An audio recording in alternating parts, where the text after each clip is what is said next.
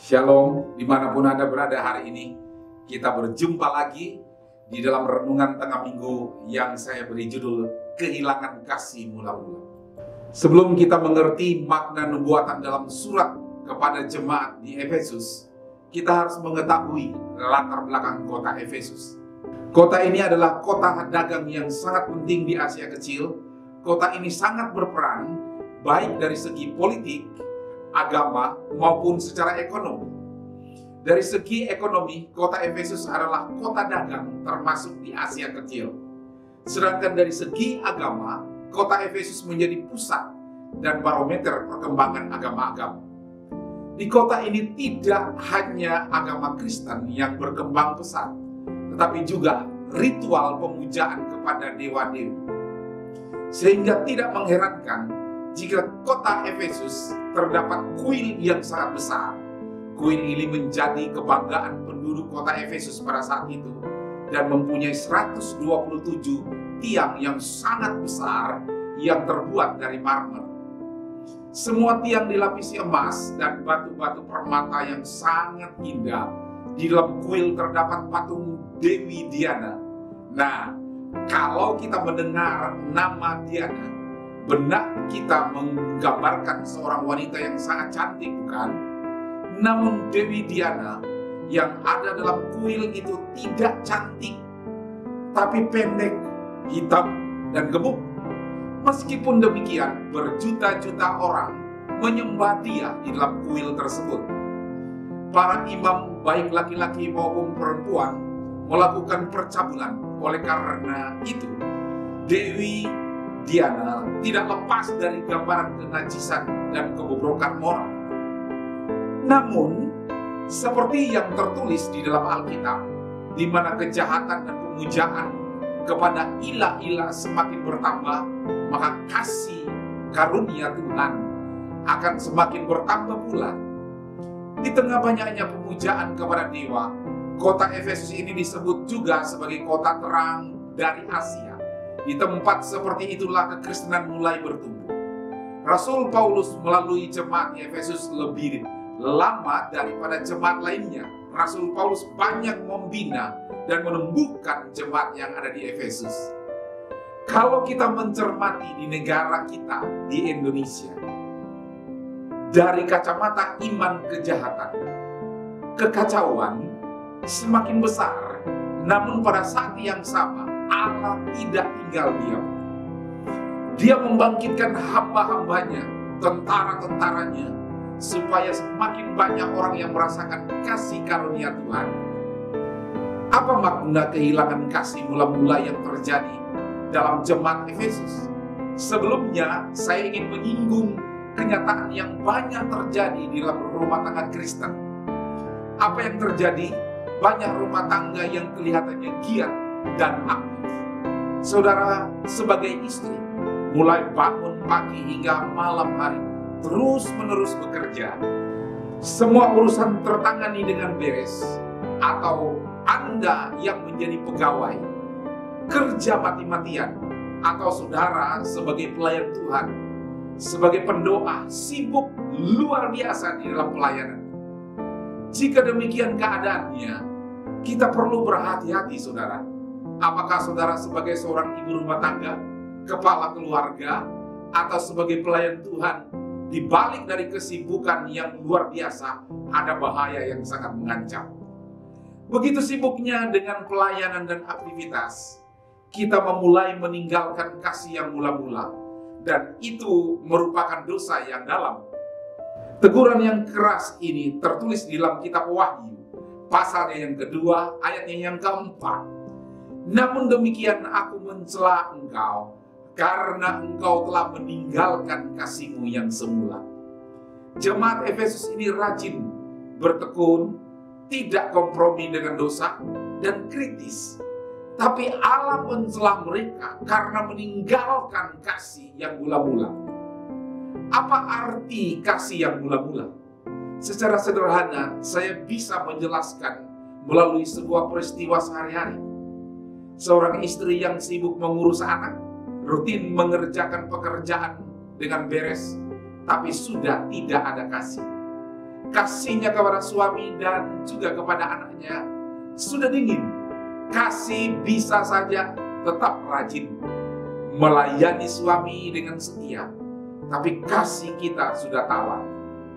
Berbeda dengan yang mula-mula, ketika pertama kali menikah, kasih itu makin hari makin menggebu-gebu. Kehilangan kasih yang mula-mula bisa terjadi juga di dalam kehidupan hamba Tuhan. Waktu baru pertama kali masuk dalam pelayanan, rasanya semangat untuk melayani Tuhan itu menggebu-gebu. Tapi setelah beberapa tahun, kasih itu semakin dingin. Tetap melayani Tuhan, tapi sudah tidak bersemangat lagi. Melayani Tuhan menjadi sekadar rutinitas. Apa definisi kasih yang mula-mula? Kasih yang mendalam, kasih yang sederhana, murni, suci, tidak dibuat-buat, kasih yang tanpa syarat, kasih yang melakukan sesuatu dengan tanpa pamrih. Tapi banyak orang sudah kehilangan kasih tanpa syarat ini. Sebagai contoh, para istri protes, "Papa ini bagaimana? Aku sudah lelah, Papa kok begitu terus?" Kasihnya sudah penuh tuntutan. Tidak hanya itu, banyak pula istri yang melakukan pekerjaan rumah tangga secara rutin, tapi sudah tidak bisa bicara lemah lembut dengan sang suami. Kita tetap melakukan tugas, tetap aktif, tapi kita sering jengkel, sakit hati, bahkan ada kepahitan. Atau sebagai seorang pelayan Tuhan, kita sering mengomel, "Tuhan, mengapa Engkau izinkan aku mengalami? Aku kan sudah kerja untukmu." Jika orang Kristen memiliki kasih yang mula-mula, ia tidak pernah mengomel. Kasih yang mula-mula itu sudah dingin. Kasih yang mula-mula itu adalah sebuah kasih yang indah, kasih yang tanpa pamrih. Apa komentar Tuhan Yesus kepada orang yang kehilangan kasih tanpa syarat? Betapa dalamnya engkau telah jatuh. Jadi jangan biarkan ini sebagai kondisi yang biasa-biasa saja. Keadaan ini berbahaya, apalagi saat ini kita sedang mempersiapkan diri masuk di dalam masa penuaian. Kita akan membutuhkan begitu banyak energi karena banyak hal yang bisa kita lakukan. Tanpa kasih mula-mula, kita tidak mungkin kuat, karena dasar atau motor yang utama di dalam pekerjaan Tuhan adalah kasih. Hanya giat saja dan melayani dengan rutin, tetapi kehilangan motor penggeraknya, maka usaha kita adalah sia-sia. Saya memiliki pengalaman pribadi mengenai hal ini, sehingga saya tahu bagaimana orang yang kehilangan kasih yang mula-mula. Orang yang kehilangan kasih mula-mula bukanlah orang yang dalam keadaan diam. Orang itu justru dalam keadaan sibuk, sehingga sulit membedakan apakah ia menjadi hamba Tuhan atau hamba pekerjaan.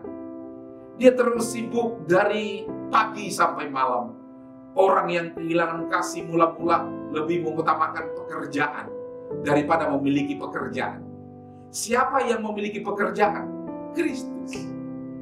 Saya pernah mengalami kehilangan kasih mula-mula. Pada waktu itu saya masuk dalam perintisan gereja di beberapa kota, bahkan juga yang ada di luar negeri.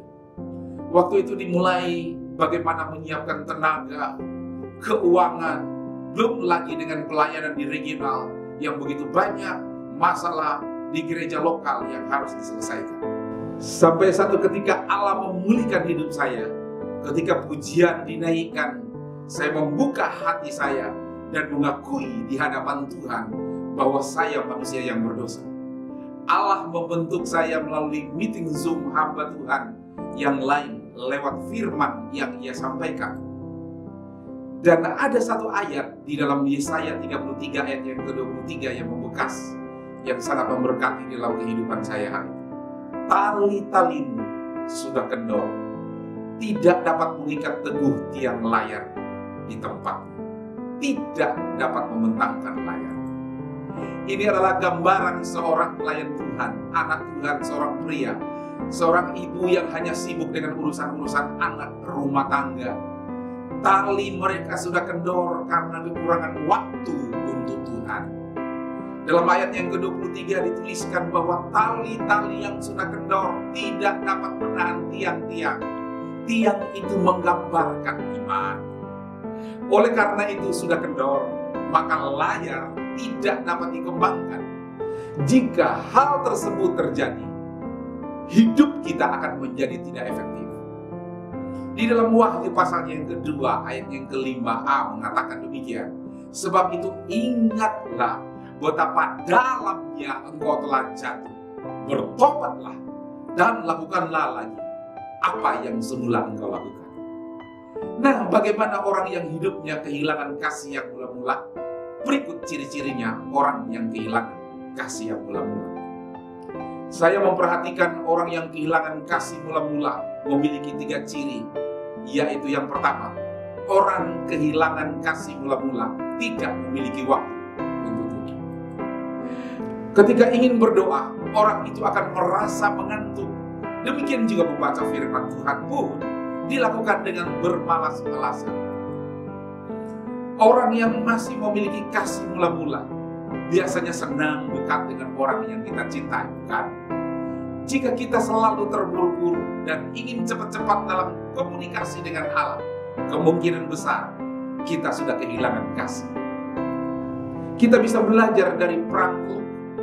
Ketika tentara Amerika menyerang tentara Irak, yang pertama diledakkan adalah jaringan komunikasi, stasiun komunikasi, stasiun radio. Mengapa? Karena jika dalam satu negara jaringan komunikasi hancur, negara itu pasti akan lumpuh. Setan mengerti pasti strategi ini. Keluarga Kristen yang kehilangan kasih tidak memiliki kekuatan lagi. Keluarga ini sudah tidak bisa mengikat tiang-tiang layar. Jika tiang layar tidak bisa berkembang, maka bila gelombang masalah datang, kapal akan ambruk. Yang kedua, fokus hidup orang yang kehilangan kasih mula-mula adalah pada hal-hal duniawi, bukan pada pencarian jiwa-jiwa.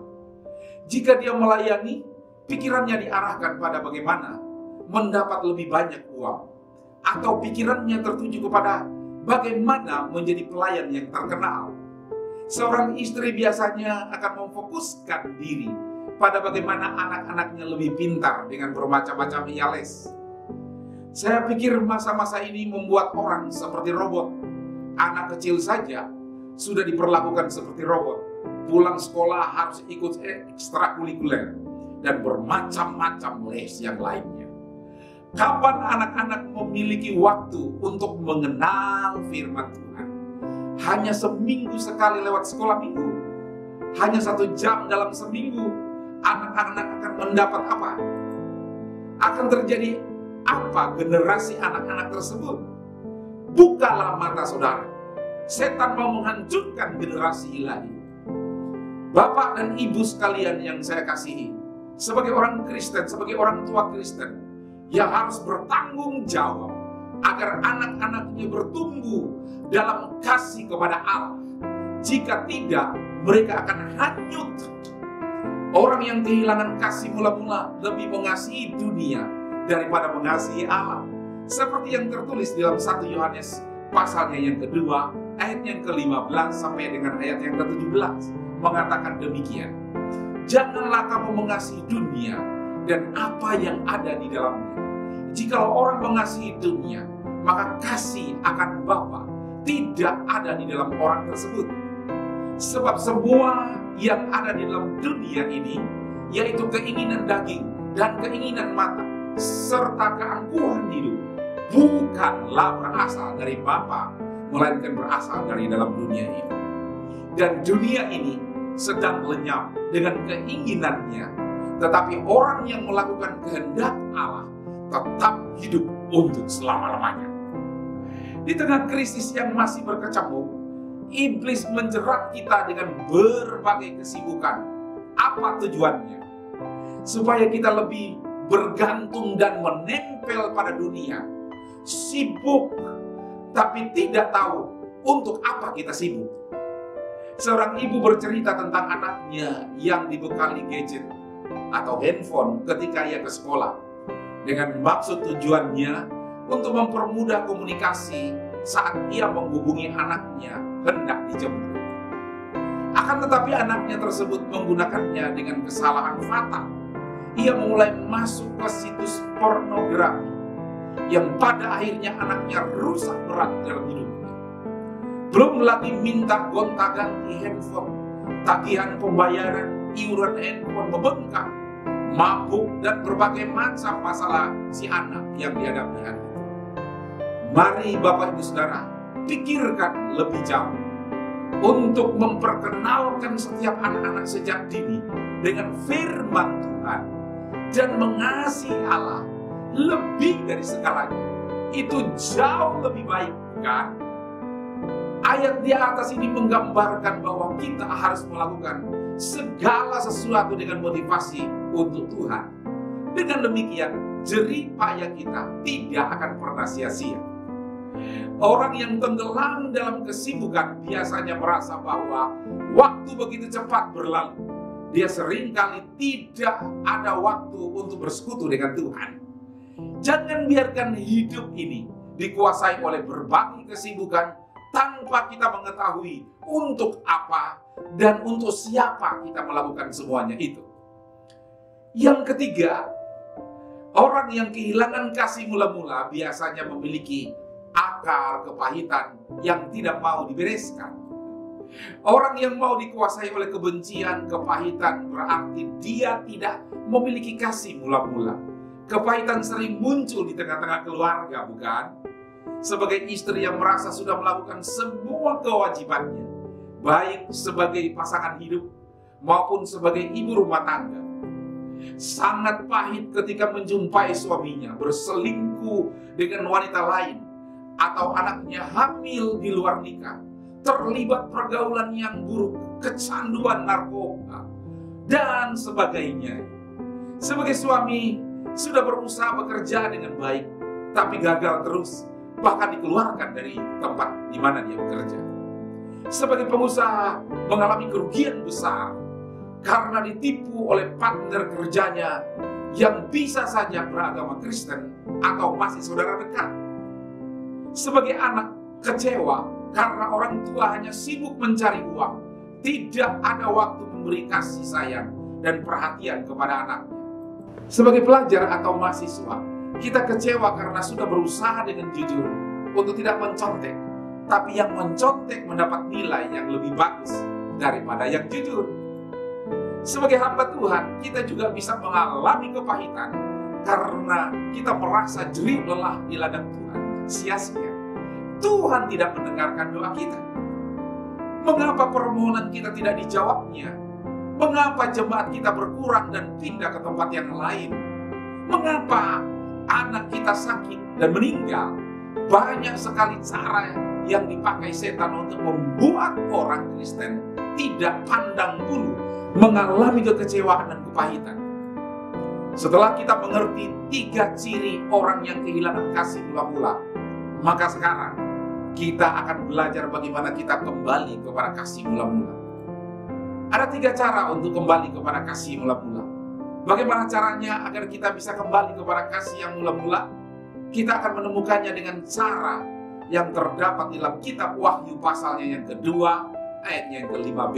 Dikatakan oleh Alkitab demikian, bertobatlah dan lakukanlah lagi apa yang semula engkau lakukan. Bertobat. Banyak orang yang mengaku sudah bertobat, tapi orang yang sudah bertobat setidaknya sudah melakukan beberapa langkah pertobatan, di antaranya menyadari kenyataan bahwa dirinya bersalah. Tetapi banyak orang tidak menyadarinya. Kalau dia tidak menyadarinya, mana mungkin dia mau mengaku. Yang kedua, setelah kita sadar, saudara harus berbalik. Kalau mau saat teduh, jangan mengatakan bahwa saudara terlalu sibuk. Mungkin sebelumnya saudara bangun pukul 5 untuk bersekutu sampai merasakan hadirat Allah. Tapi kebiasaan itu sekarang tidak ada lagi yang saudara lakukan. Yang Yang ketiga, pengakuan yang jujur di hadapan Allah. Kita mestinya berani berkata, Tuhan, aku tidak mampu sendiri. Kumohon pertolongan-Mu. Jika saudara sudah melakukan 3 hal langkah di atas, berarti saudara sudah bertobat. Pertobatan saudara tampak dalam kehidupan saudara. Jika kita tidak berbalik pada kasih mula-mula, Allah berfirman dalam kitab Wahyu, pasalnya yang kedua, ayatnya yang kelima, bagian terakhir mengatakan demikian. Jika tidak demikian, aku akan datang kepadamu, aku akan mengambil kaki dianmu dari tempatmu, jikalau engkau tidak bertobat. Ini peringatan khusus bagi hamba-hamba Tuhan yang menggembalakan jemaat, tapi tidak melayani dengan kasih. Ada sebuah cerita tentang seorang hamba Tuhan yang memimpin doa pagi. Mungkin hamba Tuhan ini sudah tawar hati dan kehilangan kasih mula-mula. Sambil terkantuk-kantuk, dia memimpin doa pagi itu. Dia berkata, Yesusku luar biasa. Yesusku biasa di luar. Ayat di atas bukan ancaman, melainkan menjadi peringatan bagi orang-orang yang kehilangan kasih mula-mula. Jika saudara melihat ada gembala yang kehilangan kasih mula-mula dan pelayanannya sudah tawar, doakan dia. Banyak gembala sidang sekarang ini kurang kasih, mata duitan, hanya cinta dengan domba-domba yang gemuk, yang tebal kantongnya. Ini perlu kita doakan supaya Tuhan tidak mengambil kaki dia emas. Apa artinya? Jemaatnya akan disapu. Ketika masa penuaian, Tuhan akan memilih gereja-gereja, bukan gembala-gembala upahan, bukan gembala yang senang mencari cukong saja. Sebab kalau tidak, ketika masa sukar itu datang, walau mereka hamba Tuhan, mereka akan terhempas. Kaki dia emas ada di Indonesia. Ketika gereja-gereja raksasa bangkit, tidak ada orang yang berkata, itu karena saya. Tidak. Semua orang akan mengangkat tangan dan berkata, itu adalah pekerjaan dari Roh Kudus. Saya hanya sebagai hamba yang tidak berguna. Bagian terakhir dalam surat kepada jemaat di Efesus adalah sebuah janji. Wahyu pasalnya yang kedua ayat yang ke-7b dikatakan, barang siapa menang, ia akan kuberi makan dari pohon kehidupan yang ada di Taman Firdaus Allah. Apa arti pernyataan Allah ini? Orang yang setia dan terus memiliki kasih mula-mula, hidupnya ada kepuasan, ada kelimpahan, dan tidak pernah berkekurangan. Barang siapa menang di dalam hidup dengan kasih mula-mula, menang dalam mempertahankan fokus kita untuk memelihara hubungan kita dengan Tuhan. Hubungan suami istri, hubungan dengan anak, dialah yang akan merasakan makan dari pohon kehidupan.